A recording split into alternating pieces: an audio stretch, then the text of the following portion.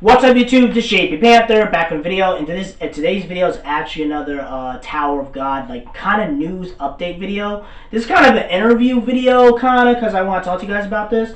So this comes from Crunchyroll, and again, you know, Crunchyroll is the streaming service that actually has the anime original produced and gave the funding to do Tower of God, the anime. So I guess they're interviewing like the staff or the creator. I'm gonna read some of it because I felt like it was kind of interesting, and I feel like since I'm doing the anime, I should do kind of some news and knowledge about Tower of God because I know people, my subscribers, they do watch it. Some of them may watch episodes, some of them don't, but at least you guys have something enjoyable to talk about. You feel me? So Tower of God creator SIU wasn't allowed to read comics as a kid, but he did. So again, I'm just gonna read, like, not gonna read every single detail, but I'm gonna give you a good amount. So it says, I'm just gonna read the most important starts.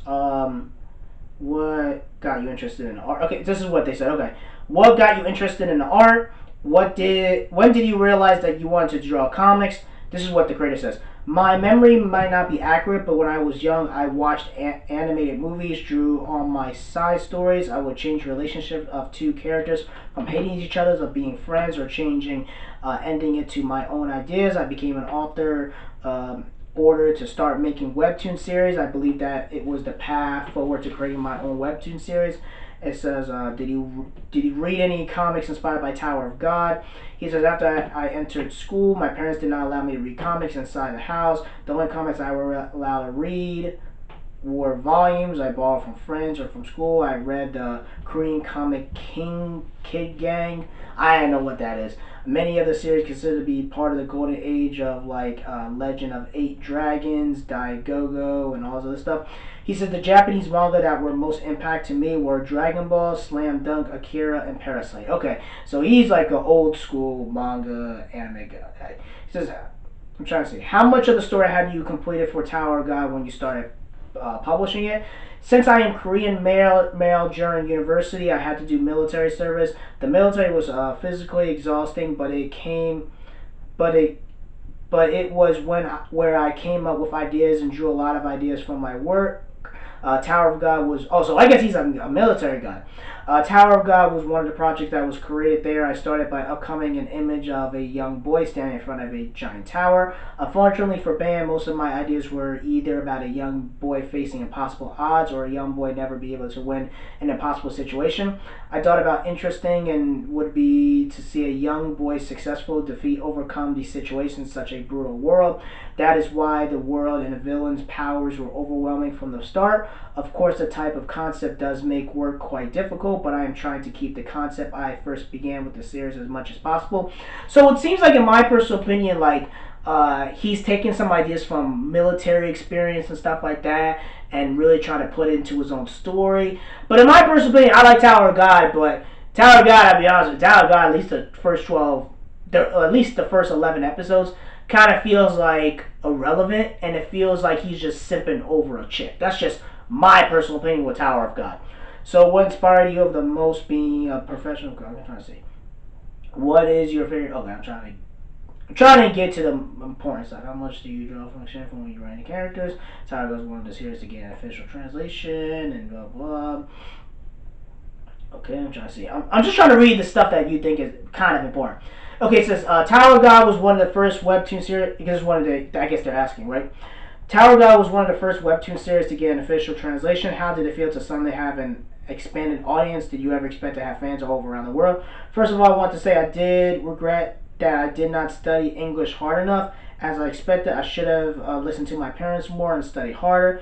Back then, I never expected that people around the world would be reading my work. I never imagined that this would happen. I am so grateful. So I guess the show is successful in a way, because the show isn't a flop. The thing is with Tower of God is that if you didn't have this global race war, this pandemic and recession, I think Tower of God still would have done pretty well. The problem is that a lot of other animes were delayed and stuff like that, and even when Shonen Jump, like Black Clover, One Piece, whatever, you still had their manga, so it wasn't like they were completely gone, but it's just when it was the anime, If the animes were still run, I think it would be a little bit harder. But even now, I don't think. I think Tower of God was still done successful. I think it would have just had a little bit more competition. Tower of God for this past couple of months had like zero to no competition. So that's why it's like the hot anime right now. You feel me? So I'm just giving you my thoughts. If you had to choose a message from YouTube, okay, I'm trying to say, damn, these freaking interviews. How much have you drawn from your experience? Blah, blah, blah. Okay, I'm trying to get to this. Okay, do you watch yourself? What's your favorite anime? Blah, blah. And he's talking about like Cowboy Bebop, stuff like that, and blah, blah. If you had... Okay, this is an important word. If you had to choose one message or feelings for readers who would... sorry. If you had to choose one message or feelings readers would take from Tower of God, what would that be? And I guess this is what he's saying. If there was any relaying message, it would be to continue watching Bam grow as a character as he continues to climb the large tower. Rather than focus on the structure of the story, I hope that viewers feel as they are traveling and growing with Bam's character. I'm just saying, man, Bam feels like a simp. I'm just keeping it 100 with you, right? Lately, there is anything you would like to say to fans of Tower of God or people about to experience the story for the first time in animated form? I guess he says, I hope this is a great gift for Tower of God readers.